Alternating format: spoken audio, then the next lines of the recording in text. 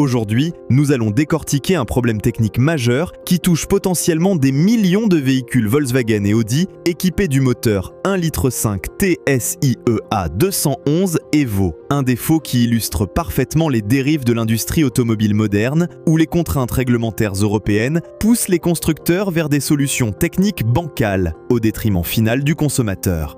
Le moteur 1,5 litre TSIEA 211 Evo, introduit en 2017, équipe massivement la gamme Volkswagen, Golf 7 et 8, T-Roc, Tiguan, Passat, ainsi que les Audi A3, Q2 et de nombreux modèles Seat et Skoda de la galaxie VAG. Nous parlons de plusieurs millions d'unités produites et vendues en Europe depuis son lancement. Cette motorisation représente l'épine dorsale de l'offensive downsizing du groupe allemand, remplaçant progressivement les anciens 1,4 litre TSI et s'imposant comme la référence essence du segment compact dans une stratégie industrielle massive d'homogénéisation des chaînes de production à travers toutes les marques du conglomérat de Wolfsburg. Ce moteur, présenté comme une merveille technologique révolutionnaire par le groupe Volkswagen, intègre la technologie ACT, Active Cylinder Technology, qui désactive 2 cylindres sur 4 lors de phases de faible charge pour réduire drastiquement la consommation et les émissions de CO2. Cette désactivation cylindre s'opère théoriquement de manière totalement transparente pour le conducteur, du moins en théorie de laboratoire, grâce à un système sophistiqué de clapets électro-hydrauliques dans les soupapes d'admission et d'échappement couplés. Sur le papier commercial et dans les brochures publicitaires sophistiquées, c'est absolument séduisant. Réduction significative des émissions de CO2, conformité parfaite aux normes Euro 6 d'étampes, puis Euro 6 des finales, performance correcte, avec 150 chevaux développés sur seulement 1,5 litre de cylindrée. La réalité terrain, documentée par des milliers de témoignages clients convergents, révèle une histoire diamétralement opposée, qui tourne rapidement au cauchemar. Imaginez, vous voulez doubler sur autoroute, vous appuyez sur l'accélérateur et votre moteur hoquette. Dangereux? Absolument. Les premiers signes avant-coureurs de dysfonctionnement apparaissent généralement de manière insidieuse, entre 20 000 et 60 000 km, parfois même des 10 000 km selon l'intensité d'usage urbain et les conditions de roulage. Les propriétaires rapportent unanimement des à-coups caractéristiques et reproductibles, prononcés en conduite urbaine dense, cette situation précise où le moteur subit les sollicitations les plus chaotiques et les plus imprévisibles en termes de gestion électronique ultra complexe. Le bloc thermique semble littéralement hésiter de manière pathologique au moment précis où l'automobiliste sollicite une accélération modérée typique de l'insertion autoroutière, produit des soubresauts mécaniques désagréables et potentiellement dangereux au moment critique des transitions de charge, et développe un comportement général erratique et imprévisible qui transforme progressivement la conduite quotidienne civilisée en calvaire permanent et en source de stress chronique pour les conducteurs. Ces symptômes gênants s'intensifient notamment et systématiquement lors des phases critiques d'accélération légère, typiques de la circulation urbaine dense des métropoles françaises. Les témoignages convergent vers une description récurrente. Le moteur semble chercher sa puissance, hésite entre les phases de 2 et 4 cylindres actifs. Le système jongle en permanence entre 2 et 4 cylindres. Résultat, votre moteur ne sait plus où il en est. L'origine technique profonde et complexe de ce problème majeur réside dans la gestion électronique ultra sophistiquée, mais défaillante, du système ACT couplé au système d'injection directe haute pression et au turbocompresseur à géométrie variable piloté électroniquement. Le calculateur moteur de dernière génération, véritable ordinateur embarqué tournant sous système temps réel, doit gérer simultanément et en permanence l'activation et la désactivation ultra rapide des cylindres tout en maintenant impérativement un fonctionnement homogène et régulier du bloc thermique dans toutes les conditions d'exploitation. Cette gymnastique électronique et mécanique d'une complexité inouïe, combinée à l'injection directe haute pression fonctionnant à des pressions considérables, dépassant régulièrement 200 bars, crée des conditions de fonctionnement thermodynamique instables que le système de gestion électronique sophistiqué n'arrive pas à maîtriser parfaitement dans toutes les situations infiniment variables de l'usage routier quotidien réel. Mais attendez, ça devient encore pire. La cartographie moteur, optimisée avant tout et exclusivement pour réussir brillamment les cycles d'homologation WLTP, totalement artificiels et reproductibles en laboratoire climatisé, se révèle cruellement inadaptée aux sollicitations chaotiques, imprévisible et thermiquement variable de la conduite quotidienne française réelle sur route et autoroute dans des conditions climatiques changeantes. Les ingénieurs de Wolfsburg ont privilégié l'optimisation pure des paramètres réglementaires mesurables en laboratoire au détriment de la robustesse et de la fiabilité comportementale en conditions réelles d'exploitation. Les remontées terrain professionnelles sont éloquentes, documentées et convergentes, se multipliant exponentiellement sur tous les réseaux spécialisés ainsi que dans les bases de données des réseaux de distribution. Les concessionnaires agréés Volkswagen et Audi, dans un premier temps et de manière systématiquement défensive, minimisent invariablement le problème remonté par la clientèle, évoquant de manière standard un comportement normal, inhérent aux moteurs modernes sophistiqués, ou proposent systématiquement des mises à jour logicielles correctives qui ne résolvent que très temporairement la situation problématique, obligeant les propriétaires exaspérés à revenir cycliquement tous les 6 mois pour une nouvelle tentative aléatoire de correction logicielle. Car effectivement, après des mois de déni commercial initial, le groupe Volkswagen a finalement et discrètement reconnu l'existence avérée de défauts significatifs sur cette motorisation stratégique. Des campagnes de rappel discrètes et géographiquement limitées ont été organisées de manière ciblée dans certains pays spécifiquement choisis, principalement l'Allemagne et les Pays-Bas, où la législation consommateur est stricte, avec mise à jour corrective du logiciel de gestion moteur et parfois, dans les cas les plus graves, remplacement préventif de composants électroniques identifiés comme défaillants par les services techniques internes de Wolfsburg. Et maintenant, voici ce que Volkswagen ne veut pas que vous sachiez. Malheureusement pour les consommateurs, ces correctifs logiciels et matériels ne règlent pas systématiquement tous les cas de figure rencontrés sur le terrain,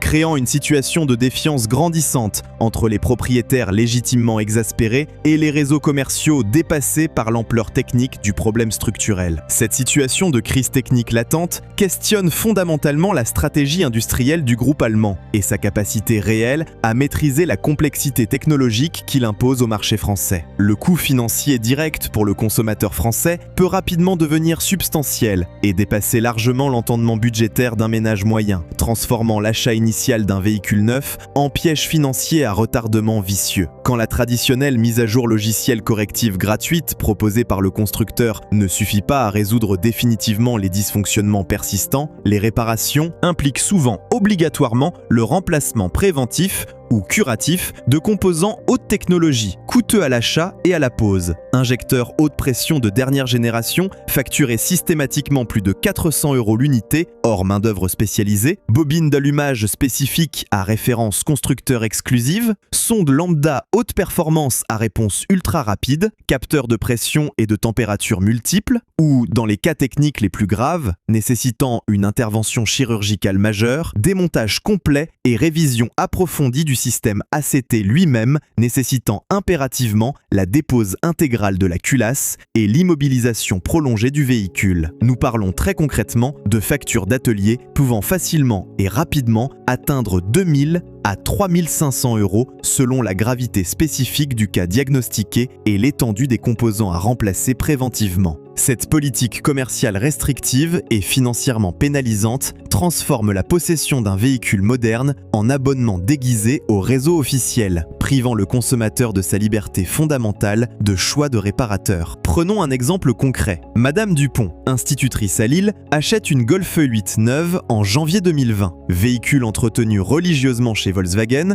carnet à jour, conduite paisible. À 32 000 km, le concessionnaire propose une mise à jour gratuite. 6 mois plus tard, le problème empire. Raté en accélération, coupure moteur en sortie de rond-point. Cette fois, diagnostic complet, injecteur défaillant, système ACT déréglé, capteurs multiples à remplacer. Facture 3200 €. Volkswagen refuse la prise en charge. Véhicule hors garantie kilométrique. Madame Dupont doit payer ou rouler avec un véhicule potentiellement dangereux. Mais qui paie réellement la facture de ces innovations imposées par Bruxelles ? Cette situation globalement déplorable et révoltante pour tout consommateur sensé illustre parfaitement l'absurdité technique et économique complète du système réglementaire actuel, imposé autoritairement par une bureaucratie technocratique non élue démocratiquement et totalement déconnectée des réalités techniques concrètes et des contraintes économiques légitimes des citoyens ordinaires. Le moteur 1,5 litre TSI ACT constitue l'archétype parfait de cette dérive technocratique. Il est calibré avant tout et exclusivement pour réussir brillamment les cycles d'homologation WLTP totalement artificiels, reproductibles et déconnectés de la réalité. Pas pour offrir une fiabilité mécanique exemplaire et une satisfaction client optimale à long terme en conditions normales et variables d'utilisation sur les routes françaises dans des conditions climatiques et topographiques changeantes. Les ingénieurs allemands, pourtant reconnus comme compétents et expérimentés de Wolfsburg, ont été institutionnellement contraints de créer un moteur techniquement suroptimisé qui fonctionne parfaitement dans les conditions totalement artificielles et contrôlées des tests d'homologation réalisés en laboratoire climatisé avec des paramètres figés et reproductibles, mais qui peinent dramatiquement à gérer efficacement la variabilité naturelle et inévitable des conditions réelles d'exploitation. Démarrage à froid répété et prolongé pendant les hivers rigoureux, embouteillages interminables et thermiquement stressants des métropoles françaises contemporaines. Style de conduite infiniment variable selon les conducteurs et les générations. Cette approche technocratique absurde et contre-productive transforme de facto et cyniquement chaque acheteur français innocent en bêta-testeur involontaire et non rémunéré d'une technologie insuffisamment mature et développée dans la précipitation réglementaire imposée par Bruxelles. Une situation inacceptable où le consommateur final supporte financièrement les conséquences des erreurs stratégiques industrielles et des contraintes bureaucratiques inadaptées. Cette socialisation forcée des coûts de développement technologique au détriment du consommateur constitue une perversion fondamentale du système économique de marché. L'impact commercial négatif sur le marché de l'occasion commence également à se faire gravement sentir chez les professionnels du secteur automobile, créant un cercle vicieux de défiance qui pénalise injustement tous les acteurs de la filière. Les véhicules spécifiquement équipés de cette motorisation problématique voient progressivement et inexorablement leur code de fiabilité perçu sérieusement questionné par les experts du secteur et les guides spécialisés. Et les acheteurs potentiels, de plus en plus avertis et méfiants, commencent logiquement à les éviter systématiquement sur le marché de l'occasion ou à négocier âprement les prix à la baisse significative pour compenser financièrement le risque technique et économique assumé consciemment. Ne vaudrait-il pas infiniment mieux, pour le consommateur sensé et responsable, revenir courageusement à des motorisations mécaniquement plus simples, techniquement plus éprouvées, industriellement plus fiables à long terme?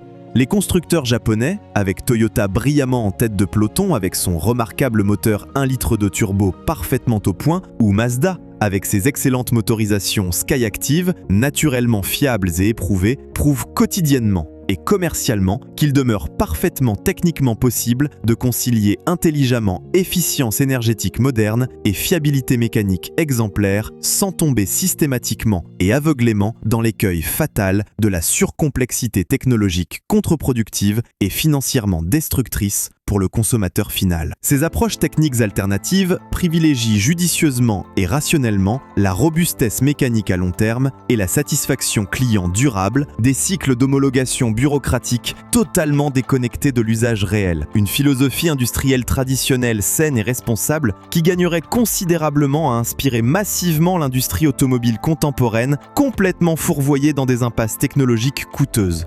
Prenons l'exemple du Toyota 1,2 litre turbo qui équipe la Yaris Cross et la Corolla. Même puissance de 116 chevaux, consommation équivalente, mais architecture mécanique infiniment plus simple, sans désactivation cylindre capricieuse. Résultat, fiabilité exemplaire, coût d'entretien prévisible, satisfaction client optimale. Les ingénieurs japonais ont privilégié l'optimisation thermodynamique fine et l'excellence de fabrication plutôt que les gadgets électroniques complexes imposés par les réglementations artificielles. De même, les motorisations atmosphériques de Mazda, comme l'excellent 2 litres Skyactiv G, démontrent qu'il reste possible d'obtenir des rendements énergétiques honorables avec une architecture mécanique traditionnelle parfaitement maîtrisée, sans turbocompression capricieuse ni désactivation cylindre hasardeuse. Ces moteurs développent des consommations réelles, souvent inférieures aux motorisations européennes suroptimisées, qui ne tiennent leurs promesses que dans les cycles d'homologation artificielle. Le cas du 1,5 litre TSIEA 211 Evo n'est malheureusement que le symptôme visible et documenté d'un mal beaucoup plus profond, structurel et systémique. La dérive technocratique généralisée et institutionnalisée de l'industrie automobile contemporaine, où les contraintes réglementaires bureaucratiques absurdes et économiquement destructrices pousse mécaniquement et inexorablement vers des solutions techniques hasardeuses, insuffisamment testées et expérimentées en temps réel sur les consommateurs innocents, transformés cyniquement en cobayes involontaires. Une dérive idéologique et technocratique majeure qui questionne fondamentalement notre modèle complet de développement automobile et qui appelle urgemment à une remise à plat complète et courageuse des priorités industrielles légitimes.